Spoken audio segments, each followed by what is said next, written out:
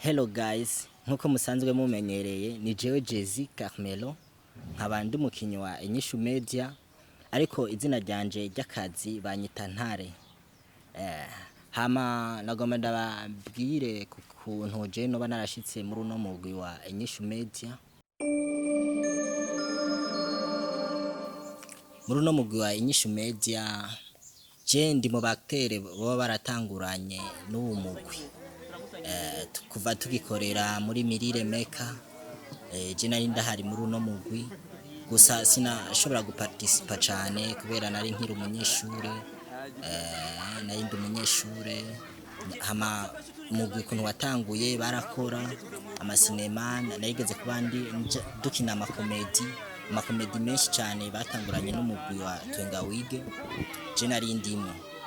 hama ndamaze gukina amasinema menshi cyane muri uno mugwi wa Inyishu Media maze kubonekamo ariko nagoma ndababirire rero uburyo neza na neza no narashitse muri uno mugwi nkuko nababariye izina ryanje nkunda gukinisha nitwa Ntare abanzi ku zindi mbuga nitwa Ntare Jesus nkabasanzwe ndi n'umwanditsi w'ibinyamakuru nkongera kandi nkamenyesha n'amakuru biciye muri iki gisata ca Inyishu Media. Hama ukuntu je ndashoboye kuza muri uno mugwi sinaje muri uno mugwi nk'umukinyi bwa mbere na mbere nkikiza muri uno mugwi sinaje nk'umukinyi naje muri côté technique naje nk'umukameramani nje nk'umuntu nyene aje kwimenyereza ibintu byo gukamera hama nshitse muri uno mugwi ndabonana n'aba director ba Pascal Steve director X-ray na president Mutama Banderasi hariyo nabandi bashoboye kuba batari no muri uno mugwi ba Romeo ba Muvuto nabo nyene bakinira muri uno mugwi nkuko nababariye je sinenaje muri uno mugwi nk'umukinyi ariko petit à petit byarashitse bivanye n'ukuntu mbona abakinyi bariko barakina ndaharonkera n'ubumenyi ndaronka ubumenyi buhagije cyane gushika naho nanje mbona yuko ufise n'ingabirano yo gukina. Mbona narakinye iyi filme yitwa Ikimazi ni filme yakunzwe cyane abantu benshi bakurikiranye barayikurikirana amakomantere menshi zaraje ku buryo iyo sinema y'Ikimazi kuntu nakinye narahavuye ndaronka sponsoro z'abantu bari hanze bagiye barakurikirana narashoboye kuronka telefone ya iPhone ndaronka telefone ya iPhone ndogikiwe n'umuntu yakurikiranye iyo sinema turetse n'ivyo onye narashoboye kuronka ama message inbox baciye no ku mushefu wacu X-ray bavuga uwo muntu Ntare kweri bana tituramukeneye barandungikira ibintu byinshi cyane biciye muri iyo sinema. Ubu twarakinye ni sinema isanganya ry'urukundo nakinye ndumuntu novuga yuko nakinye ndumuntu wo mu karere cyane ndi mugenzi wa Kristoma muri iyo sinema isanganya ry'urukundo kuntu yagenze yakundanye n'umukobwa muri iyo quartier araronka akazi aja gukorera ahantu ruguru agiye gukorera ahantu ruguru hariho akandi gatipe bavukana na Kristoma kitwa Bahebiyake rero n'umuntu adashoboka mu buzima bwiwe ntashoboka sinzi no mu mibereyeho yiwe ngira ntashoboka acha kinidiri aja gufata ujya mukobwa Sisilia aja amujana mu bandi bahungu akinidiri na niji imbere acha mujana mu buhumbu baje Sisilia baca mutera inda niho hace hava niyo titre isanganya ry'urukundo bugisanganya ry'urukundo iyo titre yaje kubera Sisilia yatwaye inda atazi wayimuteye ninde atazi byarabandanije Kristoma arava ku kazi yavuye ku kazi asanga umukobwa bari mu kubana afisinda je nanje iyo ndamukugira Kristoma abimenye nije nabimubwiye kubera je nari muri ako karere kandi yari umugenzi naciye ahantu numva Bahebiyake na Sisilia bariko barabiganira hamace ndavyumvise nanje nta kintu nari gukora naciye ndamuhanurira umugenzi wiwanje Kristoma bana tujya mukobwa faire attention nashoboka afisinda ntazi wayimuteye nuko nyene iyo sinema yagira kurikirana inyuma y'iyi sinema isanganya ry'urukundo butiri mu sinema yiswe agakino k'ubuzima. Iyi sinema rero agakino k'ubuzima ni sinema mu Burundi vraiment ni sinema iriko irakundwa, ni sinema iriko irakurikiranwa cyane ku buryo ku munsi dushobora kuronka views tutari twiteze, turaronka views tutari twiteze. Mbo nituvuze ko izo views zoba zihagije, ahubwo twagomba tubatera intege, mubandanye mudushigikira, n'abatazirabizi sinema mubandanye mudushigikira, muzirabizi filme. Kweri ni filme nukuri zinkora mutima, nawe uri umurundi ushobora kuraba ukavuga kwera aba bantu urugwaruka rw'igihugu c'u Burundi burakeneye ubufasha. Rero twege izi filme tuko turazikora, tuko twisopa mu mifuko y'uwacu, naco dufise, tuko duterateranya buke dufise ko twobushira hamwe hama tugakora ibintu bizima. Kandi mu Burundi dusanzwe dufise abantu bafise amafaranga. Ngaha mu Burundi turafise amakampuni akomakomeye, ariko ayo makampuni akomakomeye ntashobora guteza imbere abana b'igihugu. Nimudufashe mubishiremwe uburyo, ibi bintu byo gukina amareresi ni ibintu bisaba uburyo, kandi ubu buryo habonetse nk'ishira hamwe reka dufata mu mugongo, ubu buryo nabo nyene bobona ko butariko burononekara. Ubu buryo ntiburiko burononekara, twege nk'ico ikintu tubona dusaba ubufasha kuri aba ba diaspora, aba bantu baja hanze mu makungu. Ego hari ababikora, vraiment hari ababikora. Nababariye ko narose telefone ya iPhone ndayirungikiwe n'umwene data yakurikiranye sinema, mbo aca ndungikira telefone ya iPhone 11. iPhone nuko ndayifise, nayisize kuri charge, nayikuca ndayibereka. Imana imuhezagira uwo muntu. Hama abandi nabo nyene bashobora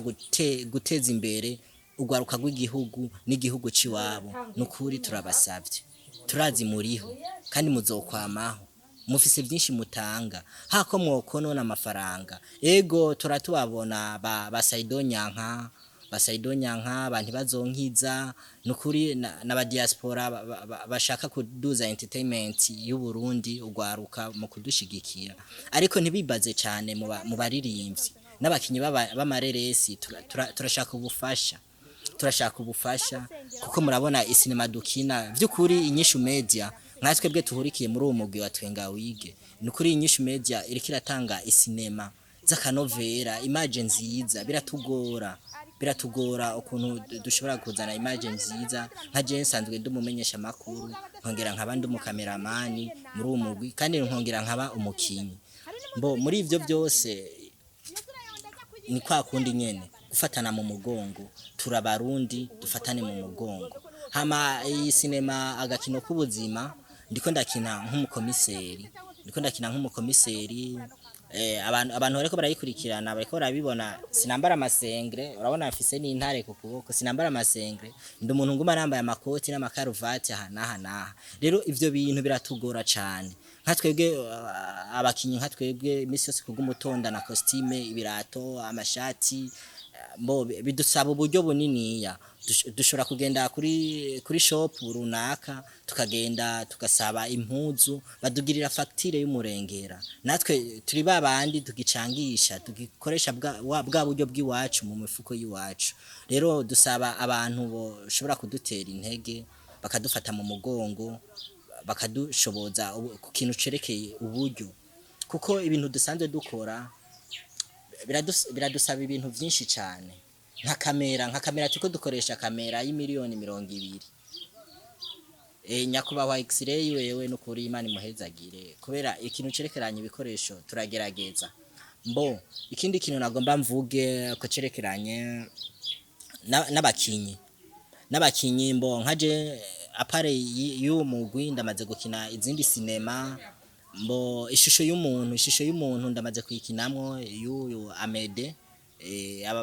yakinyemwe aba bafani bande. Ijya sinema ndamaze kuyikinamwo, ndamaze gukina na ba Bienve cinéaste hari anye kwa Kimoko muri GFS. Mbo tubandanye ubu bumwe, aba ba Jojo bava mu ihuriro bakaza gukina muri Inyishu Media, ni muri bwa bumwe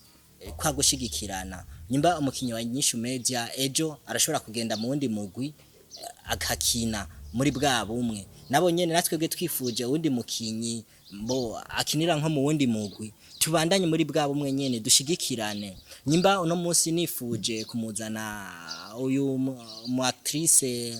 akinana na Baberi na Hashli, Kashli kandi asanzwe n'umuririmbyi baririmbanye indirimbo na Pami Queen ujya tubifuje bakaza bakadukinira mbo tubigire nko muri bwa bumwe dushigikirane ejo naje barashobora kuza Ntare turagukeneye dufashe yisene nta bindi sinzokwanka nugushigikirana kubera mu Burundi no kuri ikintu tubuze support gushigikirana twebwe nyene hagati yacu tumenye yuko dushobora gukunda ibintu vy'iwacu atamunyamahanga azoza gukunda ibintu vy'iwacu twebwe abarundi twebwe tutarabikunda nkuko mubibona twegenye Inyishu Media amasinema dusanzwe dukina nta biterasoni mu dohora dushiramwo ni sinema zigisha zihanura kugwaruka kubakuze nuko nyene je no bivuga hama mu kurangiza vraiment nk'umurundi yo bari karanyumviriza irijwi giwanje jewe Ntare nitwa Jesus Yesu uko nyene niryo zina abavyeyi biwanje bampaye mbo nk'umuntu ariko arakurikirana iki kiganiro ntarengana atagize j'aime canke agire partage afate link ayirungikira abagenzi biwe ndazi ni benshi nubwo amamega amashira hamwe ajeje ibintu vyitumatuma nako baguma baduza amamega mbo ndazi ni benshi baja ku ma réseaux sociaux mudufashe mugire partage murungike mushire abantu mudushire ku ma stati hako mushirako Kiss Brown n'umunyamerika shirako jewe Ntare shirako bahebi yake shirako Fanny Ravine shirako bande mbo nabandi benshi cyane ariko tumenye yuko turi muri bwa bumwe gushigikirana gushigikira ibikorwa by'abarundi twege nakaratsinda nta muntu azoza gukunda ibintu by'iwacu twebwe abarundi tutabanje mumbabarire ndakara cyane yongeze kuri iki kintu cyo gushigikirana nukuri ndabasabye muje kuri channel ya Inyishu Media mugire partage na s'abonner kuko ndumva mbandanije no hava mvuga byinshi cyane nusanga nadugije nishavu kuko abarundi hari ibintu dukunda kwirengagiza kandi ari ibintu vyiza ukaza ukaraba isinema zaho muri Nigeria dufise isinema ngaha mu Burundi raba twebwe none badusumbiki kamera turazifise tuko dukoresha kamera z'imiliyoni myinshi cyane zizimvye kandi dutanga image imeze neza hama ndangije ndabashimira cyane kuba mwankurikiranye iki kiganiro ndiko ndakora biciye muri iki kiganiro citwa Inyishu niyihe nongera ndabashimira kukuntu mutwitwararika shimira n'abantu badufata mu mugongo cyane bakunda isinema indundi bakunda ugwaruka rw'u Burundi bakunda guteza imbere igihugu cacu cy'u Burundi hama nta byinshi no bandanya ndabarambira nagoma ndababarire ciao mwari kumwe na jewe Ntare Jesus